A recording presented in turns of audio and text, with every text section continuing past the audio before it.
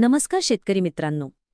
आज 15 ऑगस्ट सर्वप्रथम तुम्हा सर्वांना स्वातंत्र्य दिनाच्या मनपूर्वक शुभेच्छा.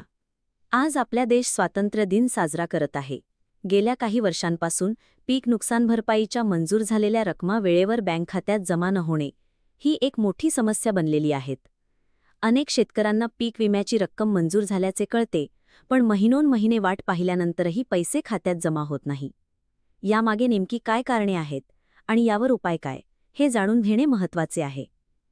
नेमकी समस्या काय आहे?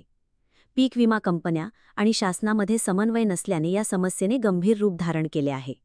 मागील खरीप आणि रब्बी हंगामात लाखो शेतकऱ्यांची नुकसान भरपाई मंजूर झाली, पण त्यातील मोठ्या संख्येने शेतकरी अजूनही पैशांच्या प्रतीक्षेत आहेत.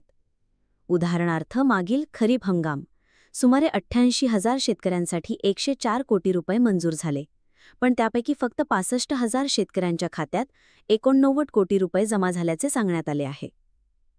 रब्बी हंगाम 18,500 शेतकऱ्यांसाठी 22 कोटी रुपये मंजूर असतानाच फक्त 16,668 शेतकऱ्यांच्या खात्यात 18.82 कोटी रुपये जमा झाल्याचे सांगण्यात आले आहे. याचाच अर्थ सरकारकडून पैसे मिळाल्यानंतरही विमा कंपन्यांकडून पैसे वाटप करण्यात दिरंगाई होत आहे. यामुळे अनेक शेतकऱ्यांना आर्थिक अडचणींचा सामना करावा लागत आहे. शेतकऱ्यांचा संताप का वाढतोय? शेतकरी वेळेवर विमा हप्ता भरतात, पण त्यांनाच नुकसान झाल्यावर भरपाईसाठी प्रतीक्षा करावी लागते. मागील वर्षाच्या खरीप हंगामाचे पैसे अजूनही अनेक शेतकऱ्यांच्या खात्यात जमा झाले नाहीत आणि आता नवीन खरीप हंगामाची तयारी सुरू झाली आहे. यामुळे बियाणे, खते आणि इतर खर्चासाठी शेतकऱ्यांना पैसा उपलब्ध होत नाही. विमा कंपन्यांकडून होणाऱ्या या दिरंगाईमुळे शेतकऱ्यांचा संताप वाढत आहे. यावर उपाय काय?